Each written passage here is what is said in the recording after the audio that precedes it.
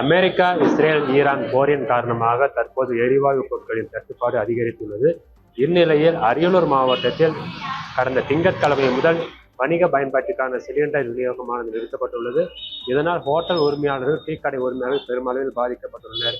இந்த வணிக பயன்பாட்டிற்கான சிலிண்டர் நிறுத்தப்பட்டதால் ஏற்பட்டுள்ள பாதிப்புகள், அதனை எவ்வாறு அவர்கள் நிவர்த்தி செய்கிறார்கள் என்பது குறித்து ஹோட்டல் உரிமையாளரிடம் நம்ம கேட்போம்.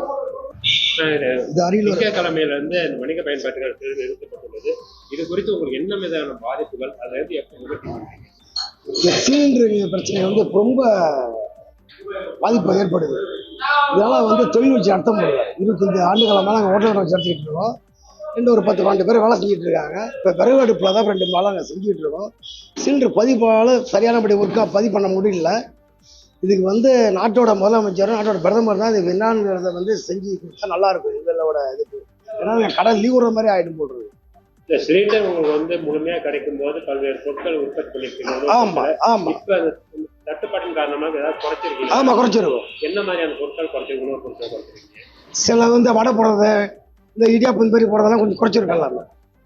இதனால உங்களுக்கு வியாபாரத்தில் பாதிப்பு இருக்குதா? பாதிப்பு இருக்கு. என்ன மாதிரியான பாதிப்பு? வியாபாரம் முன்னாடியே ஸ்பீடாக இல்லை, சில இதில் குறைச்சிக்கிறோம் நாங்கள். அந்த அசைவ ஹோட்டலை பொறுத்த அளவுக்கு எங்களால் ஃபாஸ்ட் ஃபுட்டுங்கிற அந்த ஃப்ரைட் ரைஸ் ஐட்டம்ஸ் எங்களால் பண்ண முடியாது. ஸோ ஒன்லி இந்த பிரியாணி ஐட்டம்ஸ், குச்சி அடுப்பு எது யூஸ் பண்ணுறோமோ, விறகு எது யூஸ் பண்ணுறோமோ அது மட்டும் தான் எங்களால் பண்ண முடியும். மற்ற எதுவுமே இட்லியோ தோசையோ அது எங்களை பெரிய லெவலில் பண்ணும்போது எங்களால் அது பண்ண முடியாது. சிலிண்டர் கேஸ் இல்லாமல் எங்களால் பண்ண முடியாது. ஸோ ஒன்லி எது மினிமம் எது எங்களால் ஷார்ட் டைமில் இப்போ டியூரேஷனில் பண்ண முடியுமோ அது மட்டும் தான் எங்களால் கொடுக்க முடியும். ஸோ மற்ற ஐட்டம்லாம் எங்களால் இன்னொரு 1 or 2 days நாங்கள் இதை பண்ணலாம். அதுக்கப்புறம் வாய்ப்பு ரொம்ப கம்மி. இன்ன வரைக்குமே சிலிண்டர் நாங்களும் ஜஸ்ட் பண்ணிட்டு தான் இருக்கோம். எங்களுக்கும் சிலிண்டர் அவங்க சைட்லேருந்தும் அவங்களும் கொடுக்க முடியல, டிஸ்ட்ரிபியூட் சைடு இருந்தோம்.